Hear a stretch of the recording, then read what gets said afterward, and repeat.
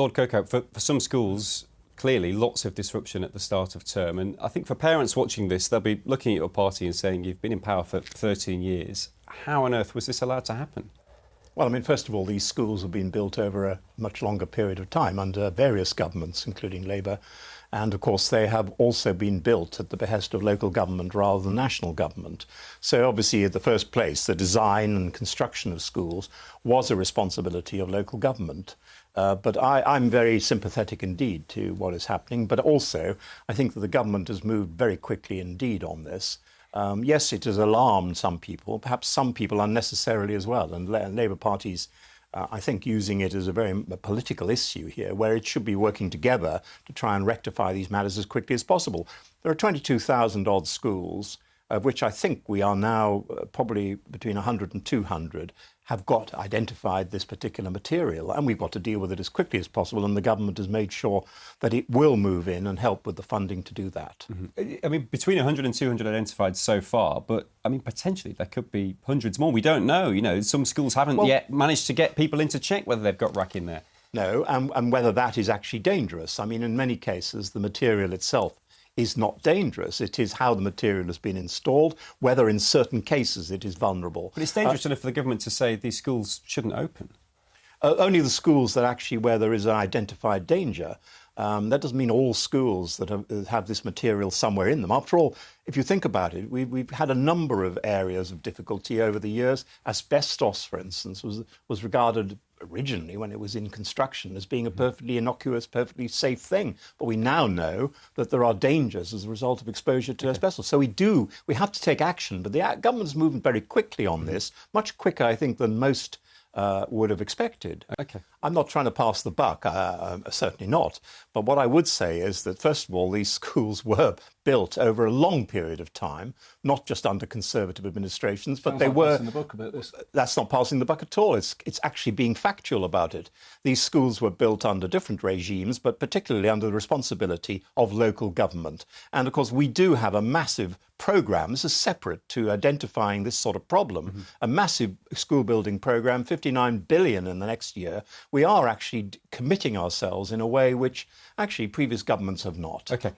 Just finally on this, Lord Kirkhope, I mean, Bradford Council have said that some of the schools there, it could take potentially 16 weeks to get temporary accommodation in to, teach students. I mean, this is ridiculous, isn't it, that potentially schools aren't going to be operating properly until Christmas? Well, I'm hoping that local authorities that are involved, including Bradford, have got contingency plans. I mean, that is something which we've always supported. It's unfortunate what's gone on, and I'm very sympathetic, as I say, but it is vitally important to take the necessary moves now in order to deal with something which I think Labour or ourselves were not aware of before now. OK. Lord Kirkhope, do you think the Home Office is competent at the moment? As they're passing the buck, it took on a new meaning to me there. I think that, yes, I think the problem here is that we're getting ever greater levels of migrancy from all over the world, difficult places and so on. It is a trickier situation than I had when I was minister. But I do think, I agree to this extent, I do think that we should concentrate our resources on making the decisions quicker on asylum applications, because to be granted asylum is a great thing, and I'm pleased we can do it for people, but it has to be subject to tight rules. The United Nations Convention has 2 criteria. If you don't meet them, you don't stay. And that was my approach as a minister, and I think that we need to deal with it quickly. We need to move people out, and I agree again, we have to send people back to their countries of origin, not back to France, but where they originally came from. And if those governments don't want to accept them back, then we've got to get tough with them. And I think there's a little bit of change in the approach, but I have to say it is a big challenge, and it's not a challenge we can do alone as a country. We have to work with others. In the meantime, while those decisions are being made, even if they're made quicker, these people need to be housed somewhere. And I suppose you look at those pictures and you can see, that temporary accommodation being craned in. It appears the Home Office has already decided this base is going to be used, despite the opposition from the MP and local people. I mean, is that kind of the position that the Home Office has to take? Tough luck. This is where it's got to be. Well, I think the position is, as long as we have this backlog and as long as we have large numbers of people who are waiting for their cases to be heard, to be looked at, they have to be put somewhere.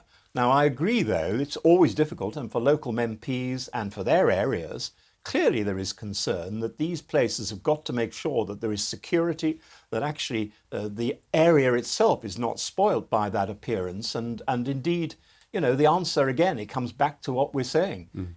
We have to deal with these cases faster, so we don't need those facilities any longer than necessary. And just briefly, Lord Kirkhope. But I was going to say, we must never forget, though, this country has a very proud reputation. I was responsible for the Bosnian refugee scheme, which left an awful lot of people in a much better state than they had been, and I'm very proud of that. And I think we should be, in our discussions, we may disagree, but ultimately we have to show that level of humanity. Okay.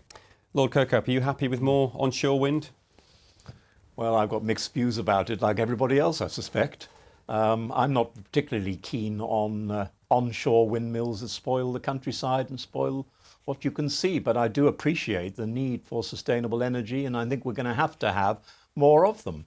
But it is one of those things. It's a very, very subjective thing. I mean, some of us, I personally like offshore wind better, but I know how much more expensive it is.